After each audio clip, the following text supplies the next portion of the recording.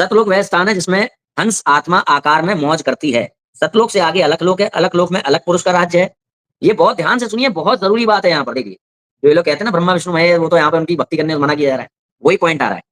क्या है कि अलग लोक से आगे आगम लोक है, आगम लोक में अगम पुरुष का राज्य है, अगम लोक के आगे अकह लोक है, अर्थात अनामी लोक है। इसमें अनामी परमात्मा पुरुष का राज्य है। ऊपर के तीनों लोकों में एक ही परमात्मा पूर्ण ब्रह्म कबीर देव है। वह तीन अलग अलग स्थितियों में रहता है। एक ही परमात्मा तीनों लोकों में अलग अलग स्थितियों में रहता है, मगर एक ही परम तत्व स्वयं को पांच अलग अलग रूपों में प्रकट नहीं कर सकता। आई बात समझ में? और सुनिए, जैसे भारत के प्रधानमंत्री जी के शरीर का नाम कुछ और होता है, परंतु प्रधानमंत्री उनका पद का उपात्मक नाम होता है, उपाधि। कई बार प्रधानमंत्री जी अपने पास अन्य विभाग रख लेते हैं। ये लेता है बोल रहे हैं, प्रधानमंत्री जी भी कहा और लेता है भी कहा, तो इससे भी इसका गंवारपन देख लो। जैसे गृह विभाग अपने पास रख लिया। जब गृह मंत्रालय के दस्तावेजों पर हस्ताक्षर करता है तो वह अपने आप को गृह मंत्री लिखता है। उस समय उनकी शक्ति प्रधानमंत्री वाले हस्ताक्षरों से कम होती है। हो गया। एक ही परमेश्वर परम तत्व होते हुए भी जब किसी विभाग को अपनाता है, वहां का रोल निभा रहा होता है, तो उसमें कई बार वो ऐसा रोल भी निभाता है जिसमें कि उसके परम तत्व वाले रूप से उसकी शक्ति यहाँ पर कम दिख रही है। यहाँ से माना परमेश्वर जो है अलग अलग लोकों में अलग अलग स्तर की शक्तियों से युक्त होता है। इनका भी क्यों भाई? या तो मान लो कि कम वाला परमेश्वर नहीं है, खंडन कर दो कबीर का बड़े वाले से, वो अकाल पुरुष से सतलोक के कबीर का खंडन हो जाता है, क्योंकि मुक्ति धाम तो वही है अकाल लोक।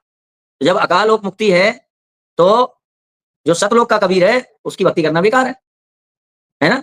और तुम खुद मान भी रहे हो कि कई बार ये जब गृह मंत्रालय के दस्तावेजों पर प्रधानमंत्री हस्ताक्षर करता है तो अपने को गृह मंत्री लिखता है। उस समय उनकी शक्ति प्रधानमंत्री वाले हस्ताक्षरों से कम होती है।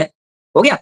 तो इसी प्रकार से ब्रह्मा विष्णु महेश भगवती और गणेश के रूप में जब वो प्रकट होते हैं तो कई बार ऐसे रोल निभाते हैं जो कि उनका जो पूर्ण रूप है, जो परम तत्व वाला रूप है, उसकी अपेक्षाकृत वो दासत्व भाव में होता है। तो वहां पर उनका जो पावर्स है उनकी वो सब कम बताई जाती है, जैसे यहाँ तुम अपने ईश्वर के बारे में बता रहे हो।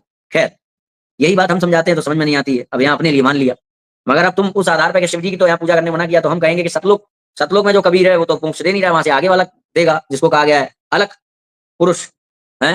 जब अलग पुरुष से भक्ति मिलनी तो कबीर की भक्ति क्यों करें? हम तो ये कहेंगे, तुम्हारी चाल चलेंगे। खैर, आगे चलते हैं। ठीक इसी प्रकार पूर्ण ब्रह्म सत्पुरुष का वास्तविक नाम कबीर देव है।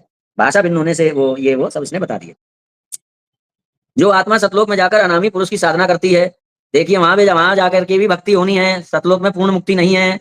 वह आत्मा भक्ति के कारण उस परमात्मा की परम गति को प्राप्त होकर भगवान में लीन हो जाती है और अनामय अर्थात पूर्ण रूप से जन्म मरण रूपी दीर्घ रोग से रहित होकर अनामी पद यानी मुक्ति स्थान को प्राप्त हो जाती है। इसको अनामय पद प्राप्ति कहते हैं।